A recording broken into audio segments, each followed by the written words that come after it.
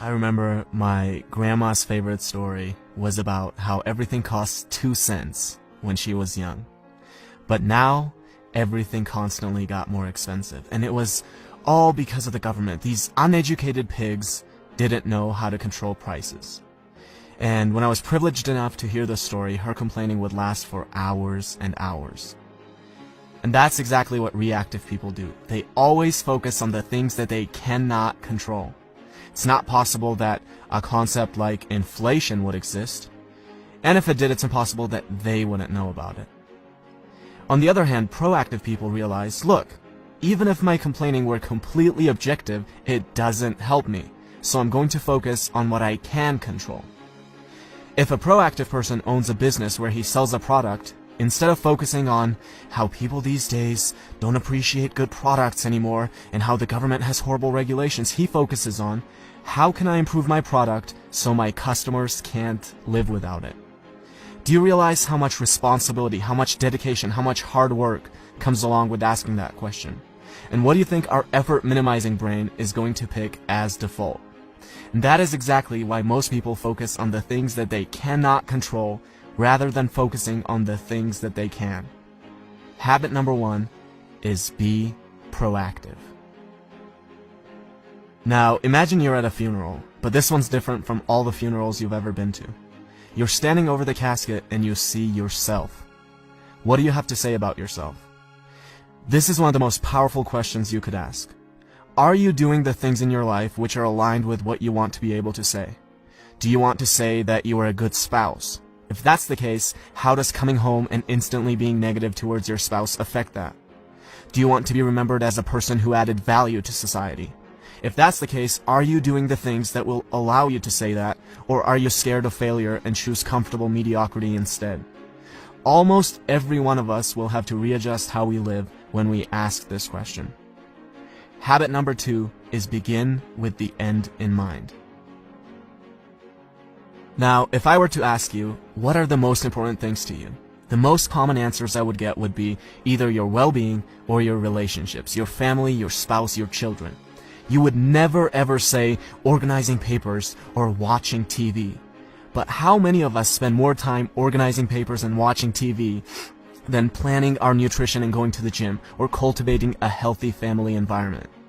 There's a horrible disconnect between what we say and how we actually allocate our time. Habit number 3 is put first things first. Now, imagine you're an author and I'm an author, and we both write interesting books, and we both have access to an audience of about 100,000 people. I read your book and I love it, so I decide to share it with my audience, and as a result, you now have thousands of people buying your book and reading your ideas. You see this and think, who is this guy? Let me take a look at his book. You start reading my book and think I have ideas that are valuable, so you decide to share it with your audience.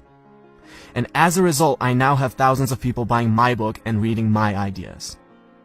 Notice how different this is from my creating a little creepy Amazon account, finding your book and leaving a bad review, hoping that this will deter a few people from buying your book, which will in turn somehow get them to buy my book. Habit number 4 is think win-win. Stop thinking of everything as a zero-sum game. For you to win, another person does not have to lose. Something I want my viewers to do is to subscribe to my channel. But you will never hear me say, well, I worked really hard, guys. I dedicated so many hours to this. Please subscribe. Look, who cares if I worked hard? Who cares if I've spent days creating this video? The real questions are, does it offer value to you? And why should you dedicate your time to subscribing when you could be doing anything else that you want? Habit number 5 is something that I try to use every single day with every interaction that I have and with every comment that I reply to, and it is this: seek first to understand, then to be understood. Now, imagine there are 2 people and a tree with 5 apples on it. They're both too short to reach the apples, but if one of them sits on the other's shoulders, he can reach all 5 of the apples. This is called synergy. The whole is greater than the sum of its parts. Now, I'll be the first one to admit that you can't achieve this with everyone, but you should always be looking for opportunities to create synergy. With every synergistic opportunity you create, you can gather many more apples than you otherwise would by yourself. Habit number 6 is synergize. A man has been trying to cut down a tree for hours, and after a while his neighbor can't take it anymore, goes over and says, "You know, if you sharpen the saw, you'll be able to cut it down faster." And the man replies, "But sharpening the saw is going to take time." Now, we might laugh at this story, but we do the same thing all the time. We can't find 30 minutes a day, 4 times a week, to go to the gym. Our health deteriorates to a point where we're physically incapable of being effective. We can't read a book for 15 minutes a day and mentally stimulate ourselves. No, these things take too much time.